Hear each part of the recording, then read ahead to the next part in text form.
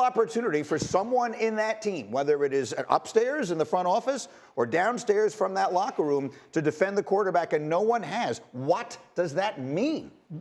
I think that means that there are a lot more questions in Dallas that have to be answered in the way of leadership. And I don't know how that gets better with Mike McCarthy going into the season as a lame duck coach, especially when you consider the offseason that the Dallas Cowboys have to have, when you're going to pay Micah Parsons, CeeDee Lamb, and Dak Prescott at the top of their positions. I mean, Dak might be the highest paid player in NFL history.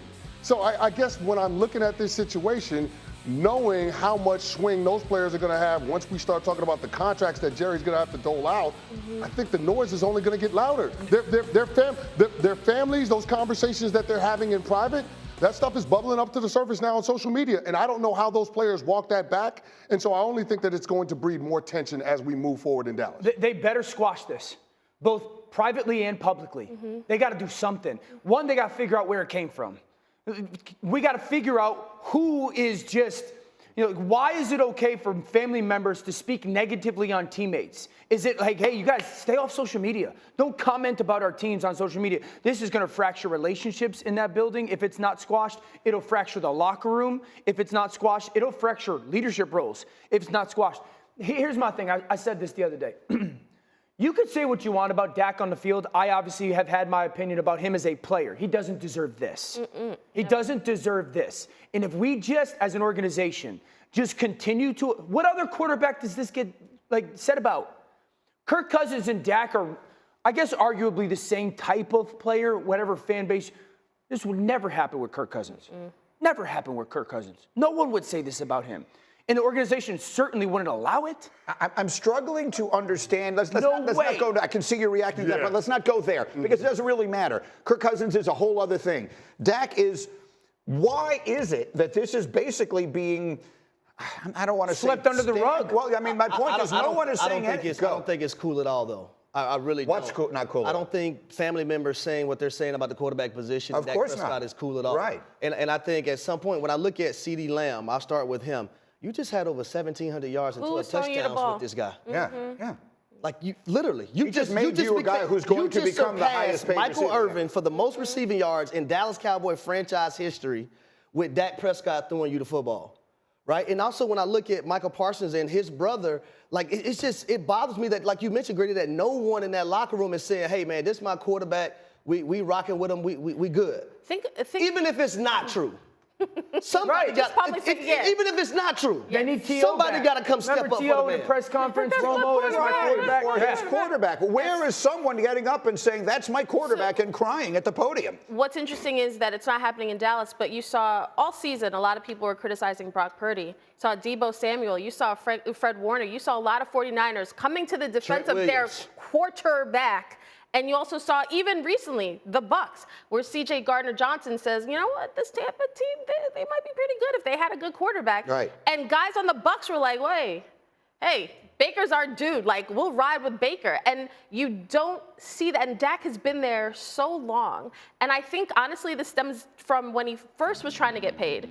And Jerry kind of dragged his feet. And I think there have just been questions. Yes, he did get paid initially, but I just never felt like in Buffalo, whatever you feel about Josh Allen, they ride with 17 like till the wheels fall off, and they made it sure this is our guy. This is who we're paying. Eventually, you get sick of it, though. Like eventually, I wish Dak would go somewhere else. As a player, for sure. Eventually, you get sick and tired of it. I've gotten my money. I'm appreciative of that. Cool. All that's part of it. Like eventually, you get sick and tired of it, and you say, "Fine. If you don't want me, I'll go somewhere else." Get rid of. He has a no trade clause, I think, and a no tag. Not no thing. And let me tell you exactly what he has. He has leverage that no other player in the history of the National Football League has had. He has a $59.5 million cap number for next year. He has a no trade clause, and he has a can't tag me clause. So he can 100% control what happens from here. And to your point, he has been the adult in the room, however well or poorly he has played, from the minute he got there through all of the nonsense that happens there. From the Micah Parsons side of it, it. First of all, he's got something to say about literally everything all the rest of the time. And it was their defense that got humiliated and exposed in that playoff loss a hell of a lot more than Dak Prescott did. Whoa, I'm not going to take that Dak far. played bad in the first Dak half. threw an interception, gifted him a point-blank touchdown, and then they both sucked. Yeah, they weren't good. Listen to me. I mean, Dak wasn't good. I just turned around. Green Bay just scored again. Yeah, they just ran for They were both bad. But I guess my whole point is I can't get the optic of what CeeDee Lamb did on the first drive out of my head. And I'm not going to dismiss all of the criticism coming from in that locker room toward Dak Prescott. There's something there. Like usually when an organization and a player are at odds, that's one thing. But when players and players' families are taking shots at Dak, that is telling in terms of their respect level for that quarterback. So what does it mean? For whatever reason. What does it mean? What it means is that they don't have leadership within the organization. What it means is that the players are taking their cues from the owner in terms of them and their families taking shots at whoever they want to. And it's not going to lead to the Dallas Cowboys accomplishing their ultimate goal, which is trying to win a championship. Think about it in this regard. So we just watched those two be the best quarterback-wide receiver duo in the NFL this year. Him and CeeDee Lamb, arguably. Tyreek Hill, complete opposite of how he talks, or anybody in relation to Tua Tagovailoa.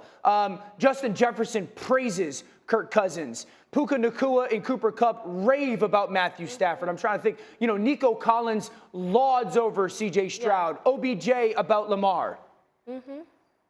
We just watched this guy's family speaking very publicly negatively about the quarterback, and nothing's been done. In that same post, she said, "I wish he could go to Houston because C.J. Stroud is awesome." But here, we can all agree that a family member saying something negatively about that player is bad.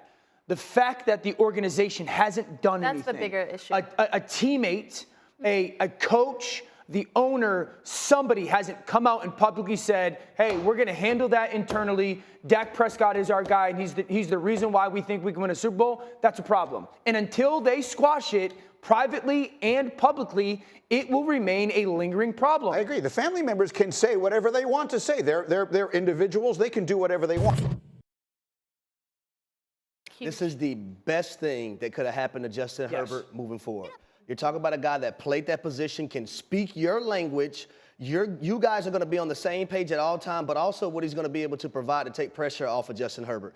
That's going to be a valuable run game. This team was 25th in rushing last year and tied for 13th in sacks allowed with 43, I believe. So as far as that's concerned, they're going to be balanced offensively. They have 3 core solid pieces on their offensive line. But I think being able to be entwined with Jim Harbaugh, Justin Herbert, that is, like we seen J.J. McCarthy, like we seen Kaepernick, like we seen Alex Smith when he was coaching them at the San Francisco 49ers. Listen, I played against Jim Harbaugh. We lost in the NFC Championship game in 2012 versus his team.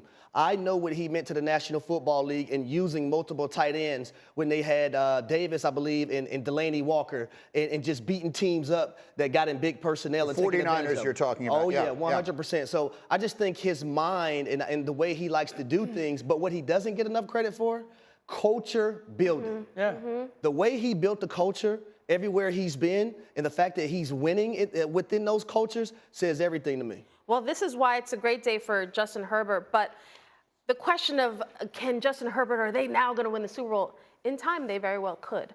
But let's pump the brakes. Justin Herbert finally has a quarterback that speaks his language, as you were saying earlier. But Jim Harbaugh also has to put together a staff with whoever they hire as a GM. But also, this is a team, this is an aging roster. They have a lot of question marks, salary cap issues, and they're also in the same division as the Chiefs. The good thing about Harbaugh, not just building culture, identifying talent and building rosters and teams. That's what the Chargers need. They got a great one. Shefty, get back in. Well, it's funny. Last week I had John Harbaugh, the Ravens head coach, on my podcast, and I said to him, what is the one thing that Jim will bring to whatever NFL team he hires? And John Harbaugh, of course he's his brother, but John Harbaugh said, Jim Harbaugh is the best team builder in all of football. That was his brother's opinion. And Kimberly is talking about it, Harry's talking about it, all the holes they have right now to address, all the changes they have to make. But in the opinion of John Harbaugh, he said that Jim is the best team builder in all of football. And now he goes out to LA and he's going to build a team out there the same way that he built a team in San Diego, the same way he built a team at Stanford, the same way he built a team with the 49ers, the same way he built a team with Michigan. That's why John Harbaugh believes he's the best team builder in all of football. By the way, the Harbaugh brothers, in games that they've tried to win this year, again, Baltimore didn't play anybody in their last regular season game, are 29-3. One of them won the national championship. The other is 2 wins away and favored to do it. Who's got it better than them?